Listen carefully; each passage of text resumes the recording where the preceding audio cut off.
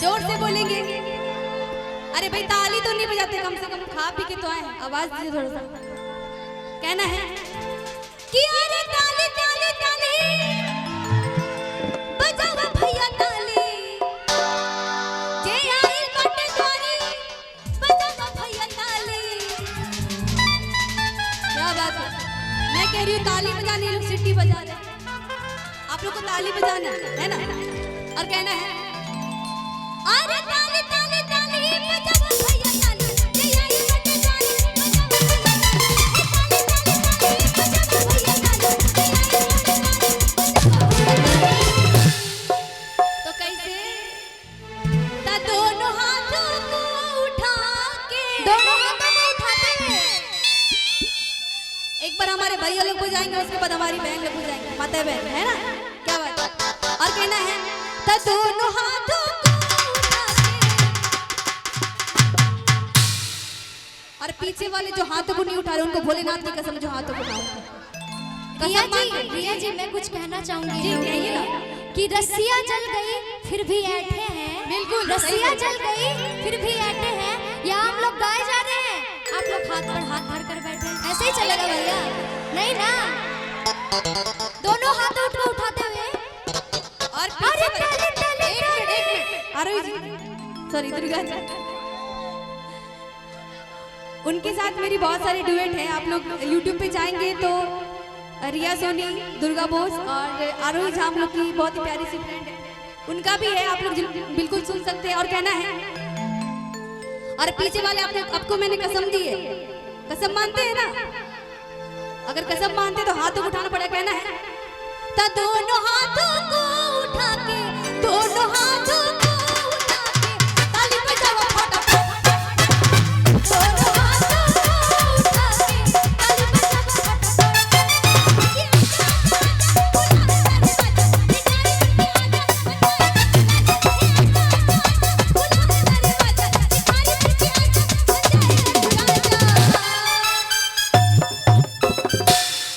अच्छा, यहाँ पे कौन कौन कुंवारे हैं? हाथ को उठाएंगे एक बार।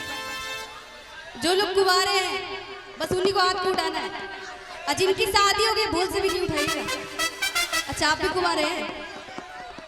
चलिए जितने हमारे कुंवारे भैया उनके लिए चाहूंगी कि जल्द से जल्द लगन फिक्स हो जाए। और कहना है कि जेकर शादी बिहाना भइल, क्या बात है, बच्चों की खुशी तो देखिए, आपकी लगन नहीं आने वाली है अभी समय।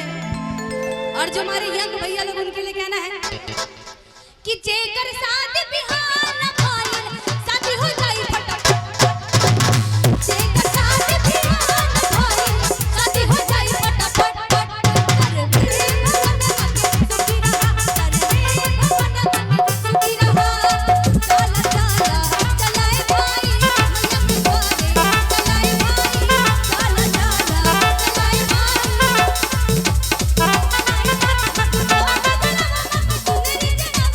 मैया के भजनों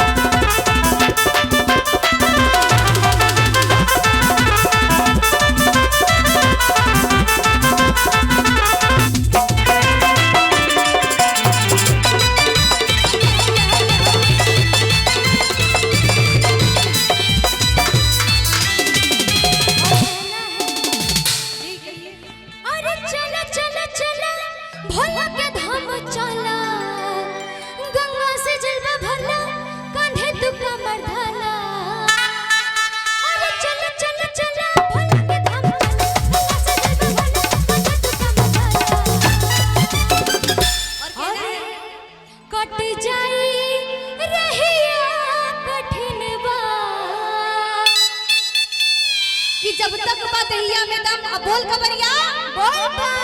जोर से, कि जब तक बदहिया में दम, अब बोल कबरिया, बोल कबरिया, बोल बम बम बम, जगदाई दुनिया कठिनवा, बोल कबरिया, बोल बम बम बम, चल चल चल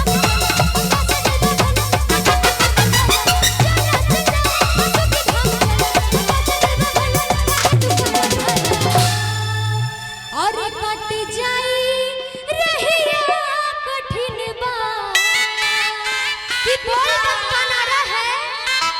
आप लोग के ना बाबा एक सहारा है ना, कहिए बोल बम का नारा है। थोड़ा और जोर से बोलिए ताकि बाबा को भी सुनाई दे सके। बोल बम का नारा है, बोल बम का नारा है।